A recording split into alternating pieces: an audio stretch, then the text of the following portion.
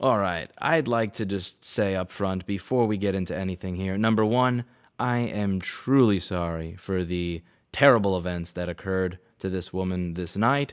The second is, can we leave the discussion as to the difference between first, second, third, and fourth wave feminism, the discussion on whether or not there are certain elements or ideologies of Marxism or socialism involved in third and fourth wave feminism, out of this topic. Let's leave that debate out of this to focus on the public service announcement that when a man proudly and in a patronizing fashion announces himself as a male feminist, that we should be very, very wary of a snake in the grass. The male feminist, in my opinion, is the original snake in the grass.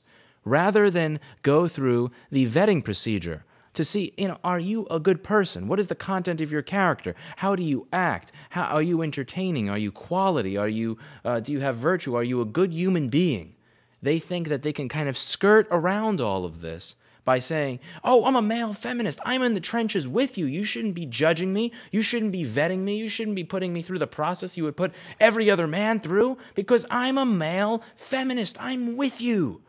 And we should really be very wary anytime there is a specific vertical, a specific area where someone else may be considered, quote, the adversary, and when they are trying to pretend that that person who is typically the adversary is actually our advocate. Like I talk about this in some of these old videos, like when there was a $1,200 an hour law firm for Apple called Kilpatrick and Townsend that called and was, saying, we'd really like to see you take down some of this content, intellectual property, this, that, and the other. That then told my lawyer a few days later, oh, we're great fans of your channel. You're a law firm for Apple, man. You ain't my advocate. Or when Steve Jobs showed up at Xerox in the 70s, and it's like, oh, can I see all the designs you're working on? Oh, wow, is that a mouse? Oh, is that a GUI? Oh, yeah, we're great advocates for you. Yeah, we're really big fans.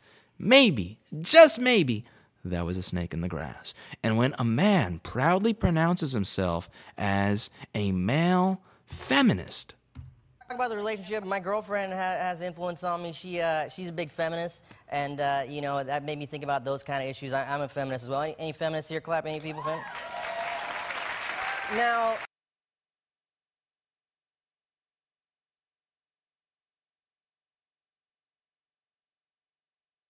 look at those patronizing eyebrows. Like, hey, anybody here a feminist? Is anybody here a feminist? And if you're not a feminist, I'm going to tell you why you should be right now. here's the thing, okay? Now, there's a lot of people that didn't clap, but I don't believe you. Because if you look up feminist in the dictionary, it just means someone who believes men and women have equal rights. And Funny, by your definition, I would think it's someone who believes in the claw. And it's 2 in the morning, so I'm not going to take all this time to read this article. So I will leave you to the suspense of Googling this or going to this URL to figure out what the claw is. And yeah. I feel like everyone here believes men and women have equal rights, yeah? But I think the reason people don't clap is that word's so weird. I think the reason people don't clap is because they're not as good as me. Yeah, and it's... Yeah, and when people... You gotta read through this article. You gotta read through this article, because it's something that it keeps coming up again and again and again and again.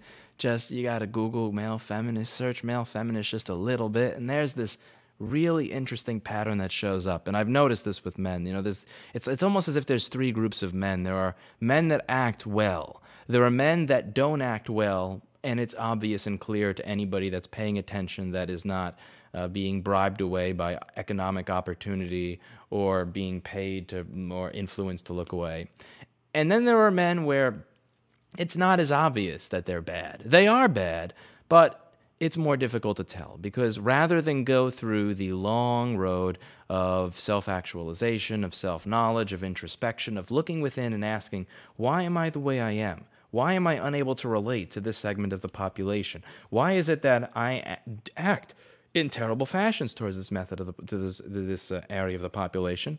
That they simply go, oh, well, I'm going to advocate for them so that I can avoid all that introspection. If I'm in the trenches with them, if I'm on their team, then everything I do is good, right? When I take out the claw, that's a happy claw, right? No, It's not. It's wrong. And it's a shortcut. You know, a lot of these people that it's one thing to believe in equal opportunity for all. I believe in equal opportunity for all. But when you wear that specific badge of male feminist, I find that it's all too often going that bit of a little bit, just a little bit too far to try to say, hey, yeah, look at how harmless I am. Look at how on your team I am. And, harmless men are some of the most dangerous men there are. People that pretend to be your advocate when in that specific area they would typically be your adversary, or at the very least somebody where you push back and have differences of ideas, and they're pretending that there's no differences of ideas with you. Be very careful. Be very careful, because you might just be about to fall victim to the claw. And this is the type of stuff that I really, really hope that we as a society are able to catch much quicker going forward as this ever-growing pattern presents itself. That's it for today, and as always, I hope you learned something.